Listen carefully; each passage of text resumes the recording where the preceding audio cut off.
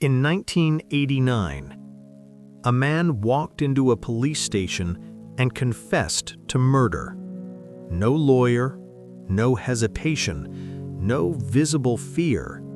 He looked the detective in the eye and said the words that would erase his life. "I did it." But here's the part no one understood at the time. He didn't commit the crime. And the reason he confessed would stay buried for 35 years. This is not a story about violence. It's a story about silence, about loyalty, about a choice made in seconds that destroyed decades. This is 35 Years Silent. Daniel Harper was 32 years old when everything fell apart. He worked long shifts at a manufacturing plant in Ohio. Not glamorous, not exciting, but stable. Daniel was known for three things. He was quiet, he was dependable, and he loved his wife, Rebecca, completely. They met young, high school sweethearts. Rebecca was everything Daniel wasn't: outgoing, charming, admired. Friends used to joke that Daniel lived in her shadow, but Daniel didn't mind, because to him, Rebecca was his entire world. They had 2 children, a modest home, and a life that, from the outside, looked ordinary. But inside that home, there were cracks. Behind closed doors, things weren't perfect. Money was tight. Arguments became frequent. Tension lived in the walls. Rebecca had begun spending more time away from home, late nights, unanswered questions.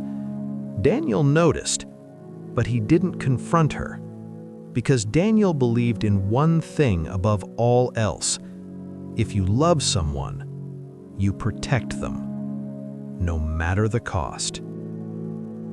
Then one night, everything changed.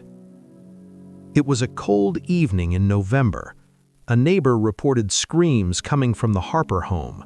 Police arrived to find a man dead in the living room, a blunt force injury to the head, blood on the floor, no sign of forced entry. And Rebecca Harper was shaking. She claimed an argument had escalated, that she'd acted in fear, but inconsistencies appeared immediately. Her story shifted, details didn't line up, and the evidence, it pointed toward her.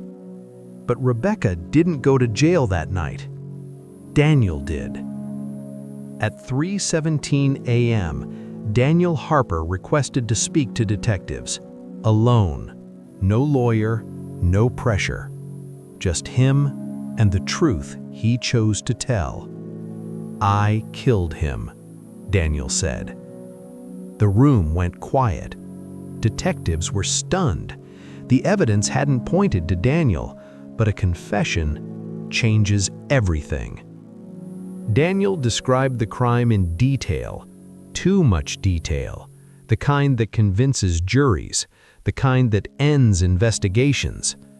But there was something missing: emotion. Daniel showed no anger, no fear, no defense, only resignation. He signed the statement, and just like that, the case was closed. The trial lasted 6 days, 6 days to decide the rest of Daniel Harper's life. The prosecution painted him as a jealous husband, a man who snapped. The defense tried to push back, but Daniel refused to cooperate. He wouldn't deny the confession, wouldn't explain himself. When asked why he did it, Daniel stayed silent. Prison strips you to nothing. Your name becomes a number. Your past becomes irrelevant. Daniel learned quickly to keep to himself. He didn't join gangs. He didn't fight. He worked. He read. He waited. Years passed. His children grew up without him. Birthdays came and went. Letters became rare. then stopped. Rebecca never visited. But Daniel never spoke. Not once. Other inmates noticed. Men serving life sentences talk. They brag. They justify. They explain. Daniel didn't. When asked why he was inside, he said only, "I made a choice." That was it. Prison psychologists flagged his case, guards whispered, but without new evidence, the system moved on, and Daniel Harper faded into the background, a man serving time for a crime no one questioned anymore. Silence has a cost. It eats you slowly. At night, Daniel replayed the moment in the interrogation room, the pen, the paper, the words that sealed his fate.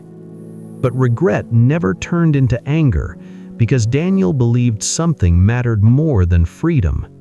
Rebecca was safe, his children were free, and that was enough.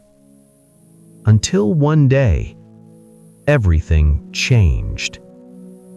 30 years into Daniel's sentence, a new detective reviewed cold cases, not looking for justice, looking for errors. Daniel's files stood out. The confession didn't match the forensics, witness timelines didn't align, and Rebecca's statements, they contradicted themselves. The detective requested an interview. Daniel almost refused. Almost. The detective leaned forward and asked a question that no one had ever asked before. "Daniel, why did you confess?" The room went silent. Daniel looked at the floor. For the first time in 30 decades, his voice cracked. "Because if I didn't, she would have gone to prison." That was all he said. No details, no names, just silence. But the truth had finally surfaced, and once it did, nothing could stop what came next. Part 2 is where everything falls apart.